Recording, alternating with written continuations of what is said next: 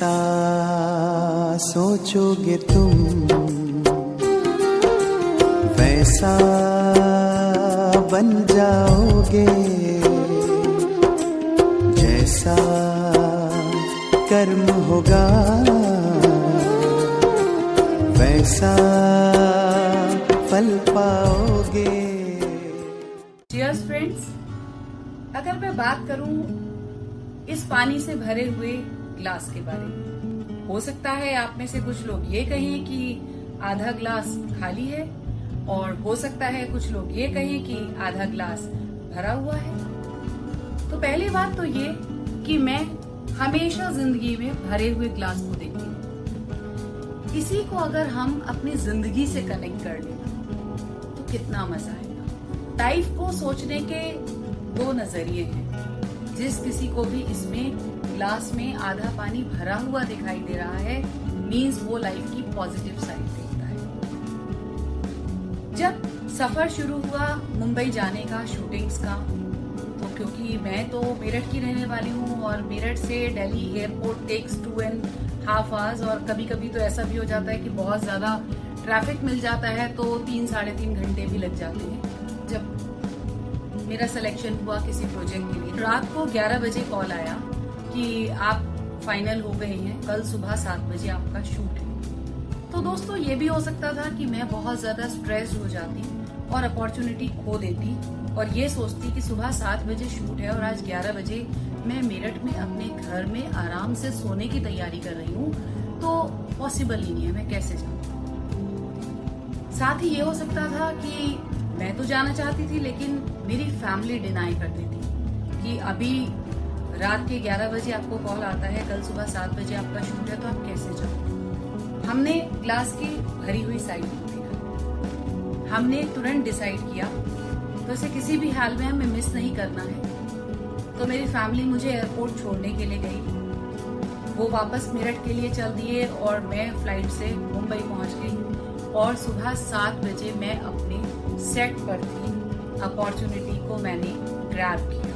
ये है मेरी एक को एक्ट्रेस गरिमा अग्रवाल उर्फ गरिमा अमरीश अग्रवाल उर्फ गरिमा अग्रवाल अग्निहोत्री, और ये है उनकी हिम्मत का जज्बा।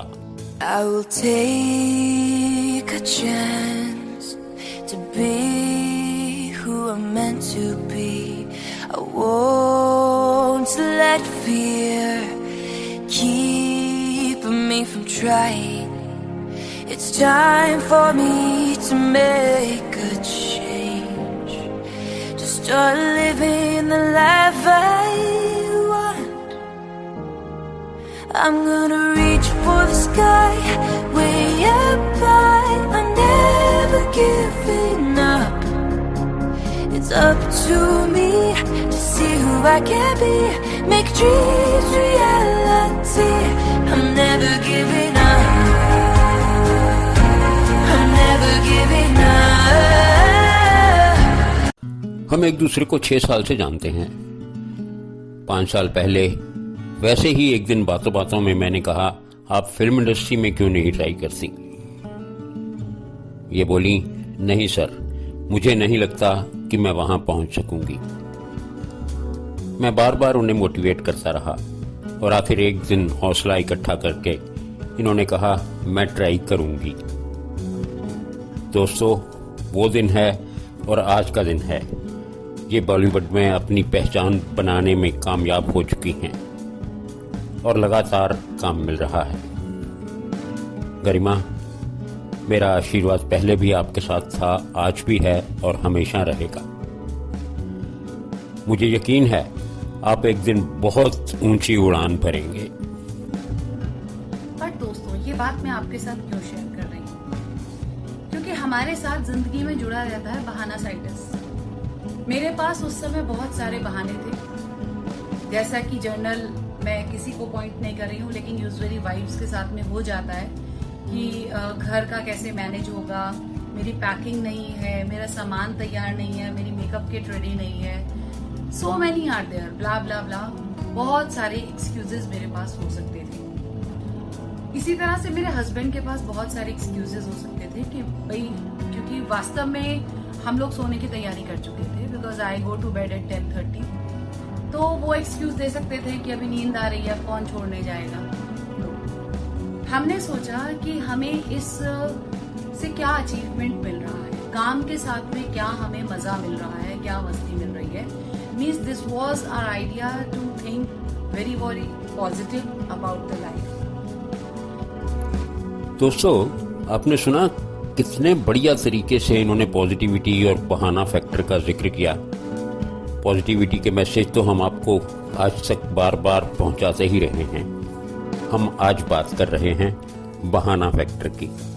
बहाना फैक्टर का मतलब है जब किसी का कुछ करने का मन नहीं हो तो वो उसे मना करने के लिए 100 बहाने ढूंढ लेता है। कुछ लोगों के पास तो हजारों रेडीमेड बहाने पड़े हैं। उन्हें पता है कब कौन सा बहाना बनाना है। दोस्तों, वैसे ये फैक्टर हम सब के पास है, लेकिन इस फैक्टर को यूज वही करते हैं जिन्हें मेहनत करना पसंद नहीं, जो मेहनत से मन चुराते हैं और फिर अपनी नाकामी का ब्लेम दूसरे किसी के सिर पर डालकर खुद को ऐसा साबित करना चाहते हैं कि मैं तो करना चाहता था लेकिन फलां इंसान ने मुझे नहीं करने दिया।